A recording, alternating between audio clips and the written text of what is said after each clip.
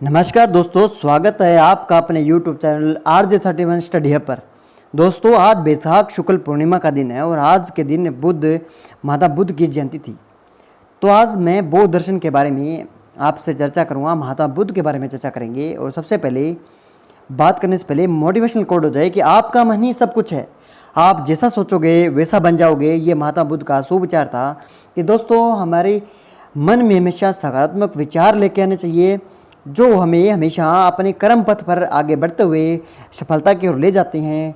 तो हमें हमेशा सकारात्मक विचार या सोच रखनी चाहिए। दोस्तों, हम इसी को मैं आगे ध्यान में रखते हुए बौद्ध दर्शन की बात करता हूँ। सबसे पहले हम बौद्ध दर्शन के बारे में पढ़ेंगे कि जो महावीर स्वामी हैं, महावीर स्वामी की तरह ही 6वीं शताब्दी ईसा पूर्व में भारत में एक दूसरी महान विभूति का जन्म हुआ। इस विभूति ने भी महावीर की तरह ही उस युग में फैली हुई धर्म गलानी, रूढ़िवादी सामाजिक जटिलता के विरुद्ध आवाज़ उठाई और भारत की जनता को जीवन का सही मार्ग बताया। यह विभूति कोई और नहीं है, ये है महात्मा बुद्ध। तो महात्मा बुद्ध जो थे, महात्मा बुद्ध के जन्म की बात करूं तो महात्मा बुद्ध का जन्म जो हुआ था 563 ईसा पूर्व में हुआ था। उत्तरी बिहार में कपिल वस्तु गणराज्य के शाक्य वंशीय क्षत्रिय कुल में हुआ था। तो दोस्तों, आप ये ध्यान में रखना कि जो महात्मा बुद्ध थे, इनका जन्म कब होता है तो 563 ईसा पूर्व में होता है। ये कहाँ के रहने वाले थे? उत्तरी बिहार के कपिल वस्तु गणराज्य और शाक्य वंशीय क्षत्रिय कुल में हुआ था। ये इंपॉर्टेंट है, ये पूछा जा सकता है कि जो महात्मा बुद्ध थे या गौतम बुद्ध थे, वह कौन सी वंश के थे? तो शाक्य वंशीय क्षत्रिय कुल के थे।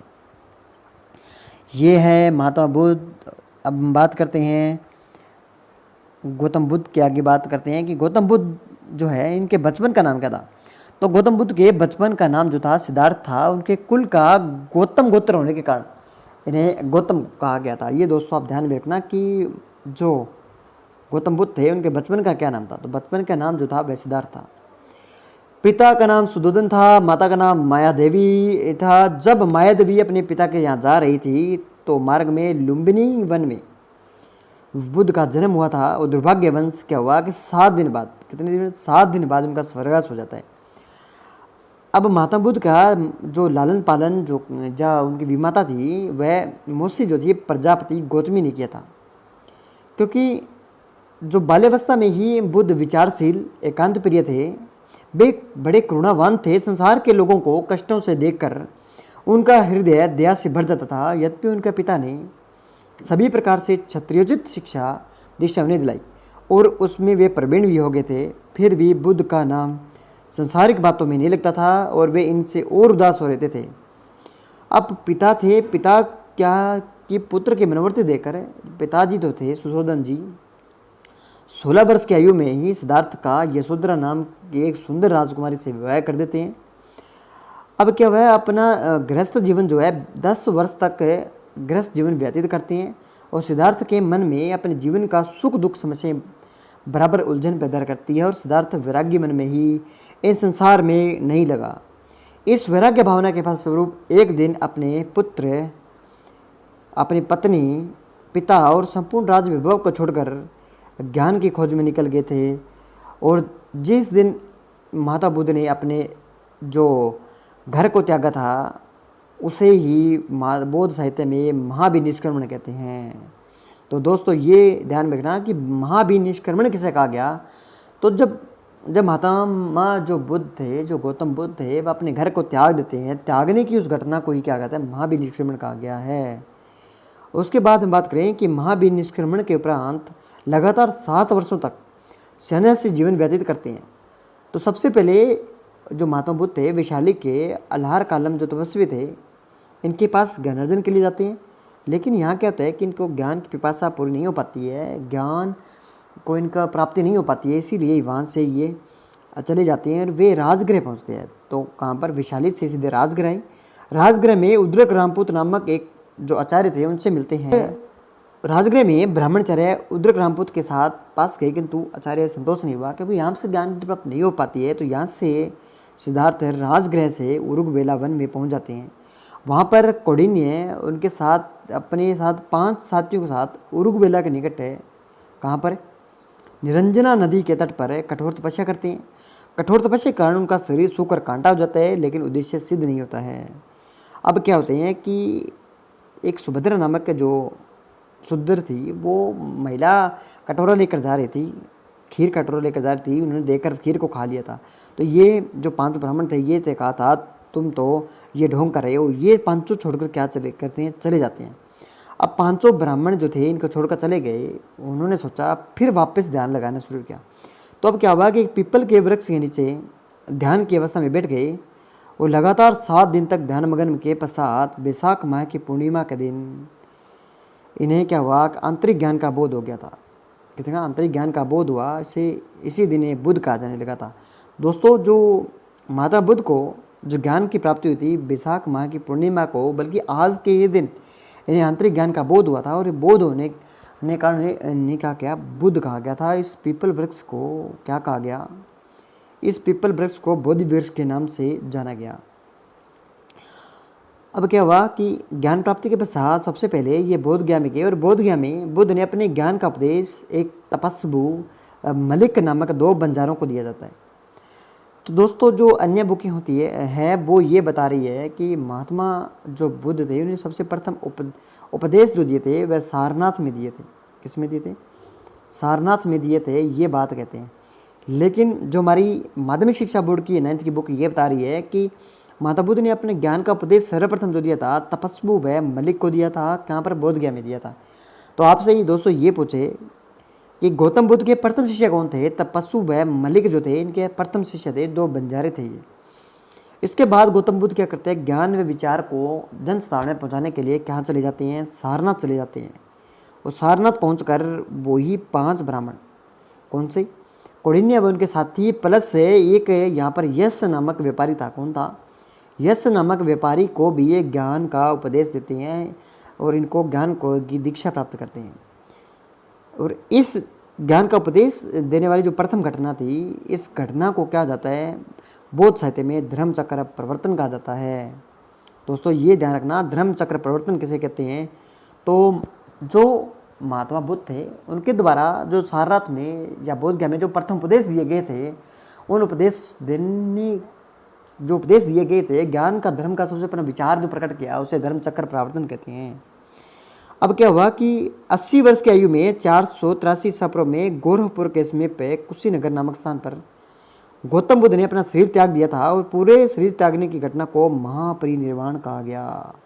दोस्तों ये ध्यान रखना कि जो माता बुद्ध थे 483 ईसा पूर्व में गोरखपुर के समीप कुशीनगर, क्योंकि ये बताया जा रहा है कि कुशीनगर में एक सुनार का घर पर ये जाते हैं, वहाँ पर ये भोजन करते हैं। कहते हैं कि यहाँ पर सूअर का जो मांस होता है उसका सेवन करवा दिया जाता है। इसके कारण की क्या होता है, मृत्यु हो जाती है, निर्वाण हो जाता है, वो शरीर त्याग देते हैं। ये घटना मतलब ज़्यादातर मिलती है गौतम बुद्ध के बारे में।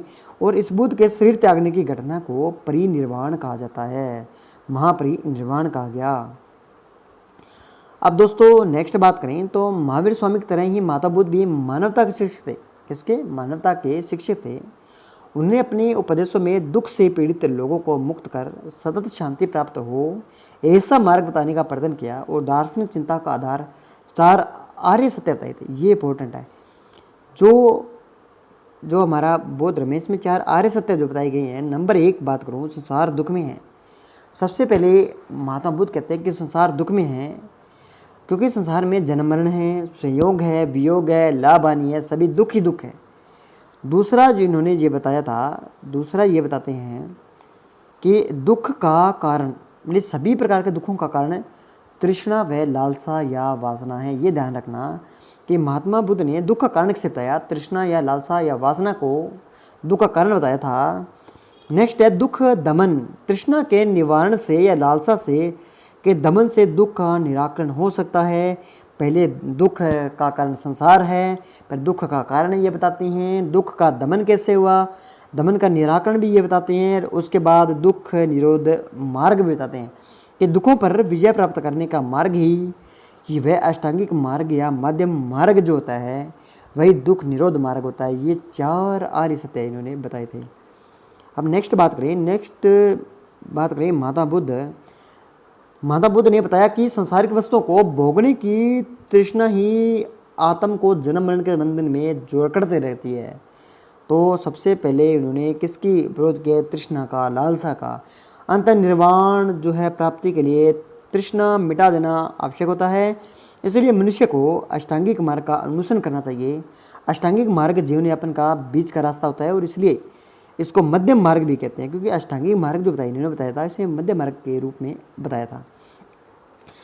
अब ये कहते हैं कि निर्वाण प्राप्ति के लिए न तो कठोर तपस्या का उचित बताया, न ही सांसारिक भोग विलास में डूबा रहना उचित बताया, लेकिन इन्होंने 8 अष्टांगिक मार्ग उपाय बताए कि आप इन 8 अष्टांगिक मार्गों का क्या करो? अनुगमन कर लो, आपको मोक्ष प्राप्त हो जाएगा। नंबर 1 है सम्यक दृष्टि। सम्यक दृष्टि का मतलब होता है कि हमें सत्य सत्य की, पाप पुण्य का भेद करना आ जाना चाहिए। अगर हमें सत्य सत्य में, पाप पुण्य में ये जो 4 आर्य सत्यों पर विश्वास पैदा हो जाएगा, उस दिन हमें सम्यक दृष्टि उत्पन्न हो जाएगी। उसके बाद दूसरा बताया था सम्यक संकल्पना। दूसरा बताते हैं सम्यक संकल्पना, दुख के कारण तृष्णा से दूर रहने का दृढ़ विचार रखो। भाई सम्यक संकल्प होता है कि मैं आज संकल्प ये ले रहा हूँ कि मतलब भी मैं जो तृष्णा है, लालसा है, उससे मैं दूर रहूँगा।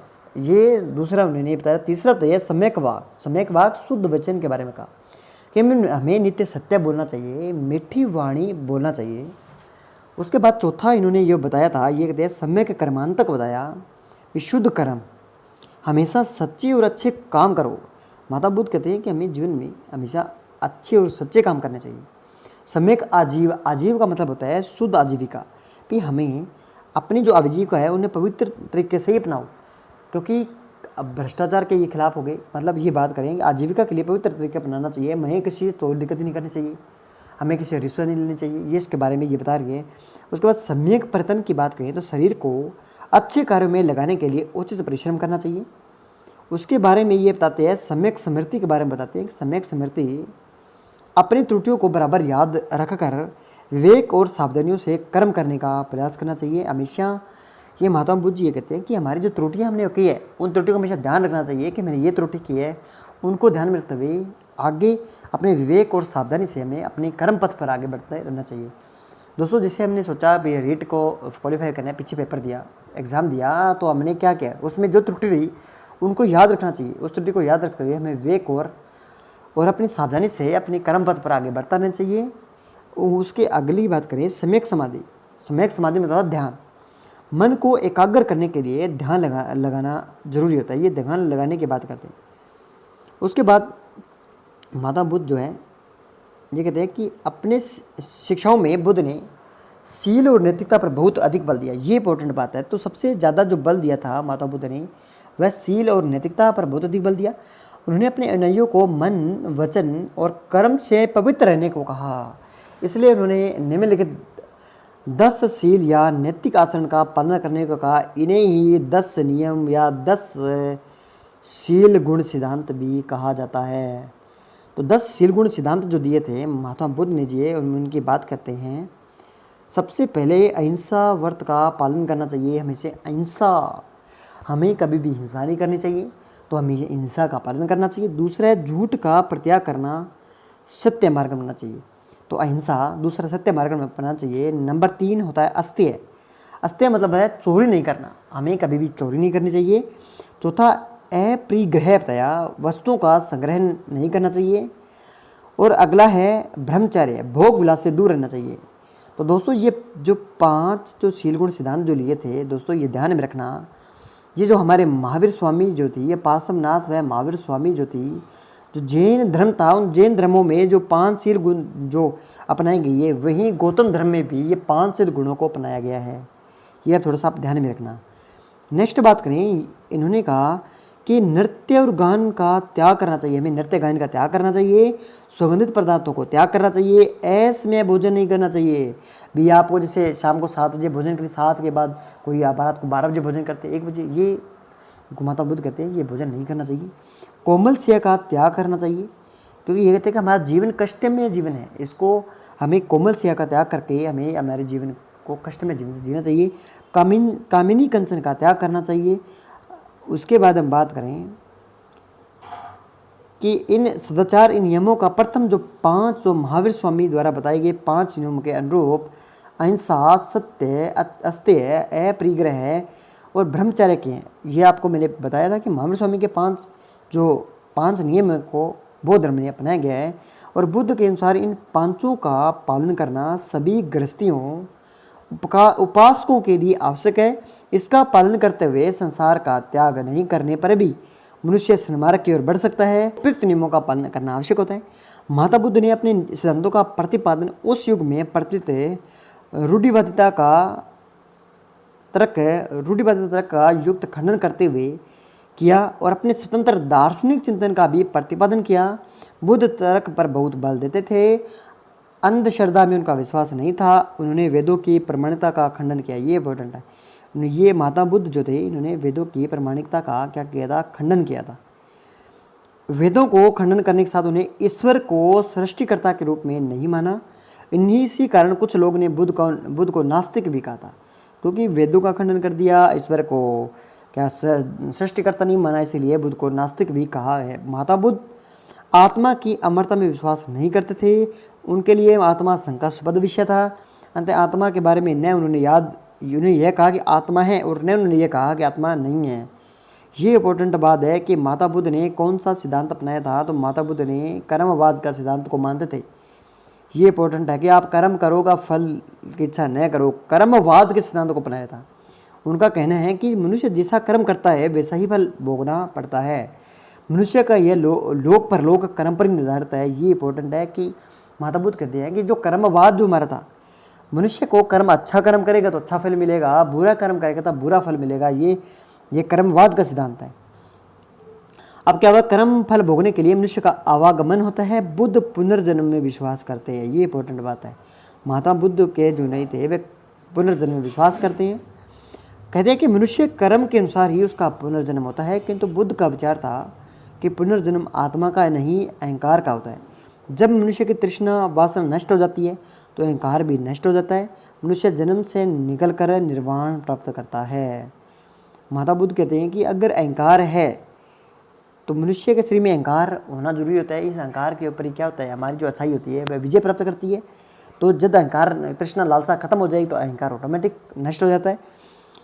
इन्होंने ये कहा कि अहिंसा बौद्ध धर्म का मूल मंत्र है। ये इंपॉर्टेंट है दोस्तों, आपसे ये पूछे कि बौद्ध धर्म का मूल मंत्र क्या है, तो अहिंसा जो है बौद्ध धर्म का मूल मंत्र है। बुद्ध ने बताया कि प्राणी मात्र को पीड़ा पहुंचाना महापाप है। फिर भी महावीर की भांति अहिंसा पर बुद्ध ने अधिक बल नहीं दिया, बल्कि समय और परिस्थिति को देखते हुए इस सिद्धांत को व्यवहारिक रूप प्रदान कर दिया था। इन्होंने ये कहा भी समय उचित है तो उचित अनुचित को देखते हुए जो अहिंसा का बल है उसको पढ़ना चाहिए। बुद्ध ने अंतःकरण की शुद्धि पर बहुत बल दिया। ये इंपॉर्टेंट बात है कि माता बुद्ध ने अंतःकरण की शुद्धि पर बहुत बल दिया था। उनका कहना है कि तृष्णा अंतःकरण से ही पैदा होती है। बौद्ध धर्म अंतिम लक्ष्य है निर्वाण मोक्ष प्राप्त करना होता है। तो दोस्तों आपसे ये पूछा जा सकता है कि बौद्ध धर्म का अंतिम लक्ष्य क्या होता है, निर्वाण या मोक्ष प्राप्ति। निर्वाण का शब्द का अर्थ होता है बुझना। अतः महात्मा बुद्ध का कहना है कि मन में पैदा होने वाली तृष्णा वासना की अग्नि को बुझा देने पर निर्वाण प्राप्त हो सकता है। इस तरह जैन धर्म में बौद्ध मत ने वैदिक दर्शन के कालांतर में शामिल हुए और रूढ़िवादियों को दूर कर उसमें नवीनता को शामिल करते हुए कार्य किया था। तो दोस्तों ये था हमारा बौद्ध दर्शन। आपको ये क्लास कैसी लगी दोस्तों, आप क्लास को लाइक करना, कमेंट करना और सब्सक्राइब करें, अन्य दोस्तों को शेयर करें। धन्यवाद।